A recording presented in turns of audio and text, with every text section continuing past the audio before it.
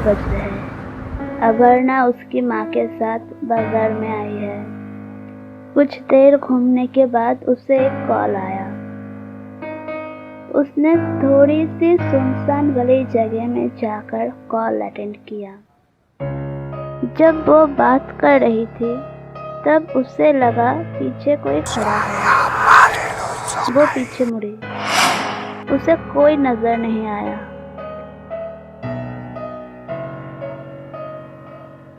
वो बाजार के अंदर जाकर देखी उसकी माँ एक दुकान के पास खड़ी है। जब वो उसकी माँ के साथ बाजार से लौट रही थी तब पता नहीं क्यों उसे कुछ अजीब सा फील हो रहा था। 2 दिन बाद की बात है। अपर्णा ब्रेकफास्ट कर रही। अचानक उसे खाने के अंदर बहुत सारा बाल दिखा, लंबे लंबे सफेद बाल। उसे समझ में नहीं आया कि इतने सारे बाल आया कहाँ से, और वो भी सफेद रंग के।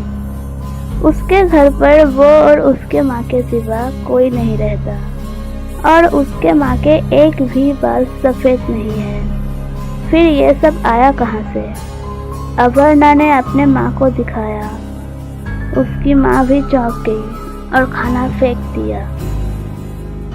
दूसरे दिन दोपहर की बात है। माँ खाना बना रही। अपर्णा पानी पीने के लिए किचन में आई। कढ़ाई के तरफ नजर जाते ही वो चौंक गई। खाने के अंदर एक कॉकरोच है। वो जोर से चीखी और फिर माँ को हटा के खाना फेंक दिया। अपर्णा ऑफिस में काम कर रही, लेकिन उसका ध्यान काम पर नहीं है। वो कुछ सोच रही। 4-5 दिनों से उसकी माँ कुछ अजीब बर्ताव कर रही है। उससे ठीक से बात नहीं करती। खाने में भी आजकल कभी बाल तो कभी कॉकरोच मिलता है। शायद उनका तबीयत खराब है। अपर्णा ने डिसाइड किया कि दूसरे दिन ही वो माँ को डॉक्टर के पास ले जाएगी।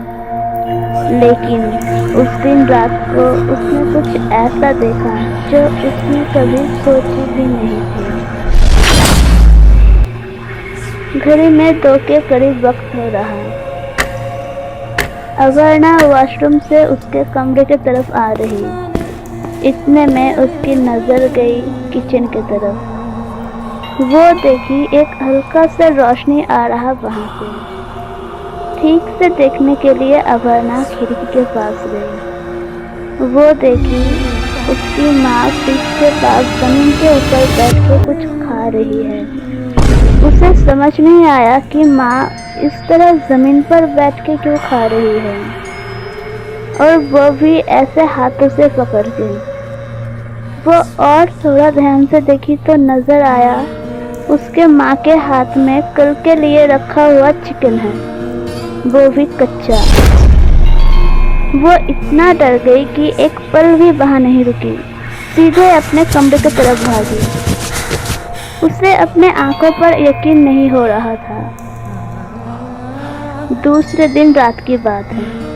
उसकी आंख बस लगने ही वाली है कि उसकी नजर गई बिस्तर के दूसरी तरफ। नाइट बल्ब की रोशनी में वो देखी एक बड़ा सा कुत्ता बैठा हुआ है वहां। उसने तुरंत अपनी आंखें बंद कर ली। वो डर से कांप रही थी। कुछ देर बाद आंखें खुली तो देखी वहां कुछ नहीं है। उसे समझ नहीं आया कि उसके साथ ये सब क्या हो रहा है। दूसरे दिन ही उसने अपने दोस्त के साथ सारी बातें डिस्कस किया। उसके दोस्त से एक बाबा के पास ले गई। बाबा ने सब कुछ सुनकर बताया कि जिसे वो अपनी माँ समझ रही है वो उसकी माँ है ही नहीं। असल में वो एक आत्मा है जो जानवरों के भेष में घूमती है।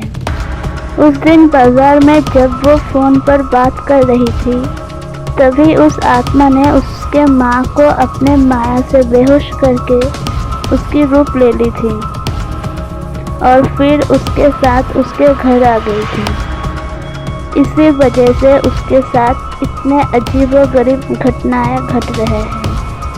अपर्णा अपने दोस्त के साथ उस बाजार में गई अपनी माँ को ढूंढने, और बाबा गए अपर्णा के घर उस आत्मा से सबको मुक्त करने। 2 दिन बाद की बात है। अपर्णा हॉस्पिटल में अपने माँ के बेड के पास बैठी हुई है।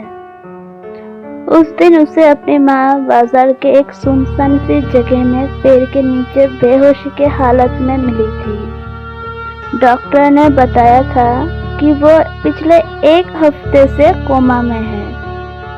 आज सुबह ही उन्हें होश आया है। अपर्णा अपने माँ की तरफ देखी। उस आत्मा ने उन लोगों के ऊपर जो मायाजाल किया था वो शायद ही कभी उसे भूल पाएगी।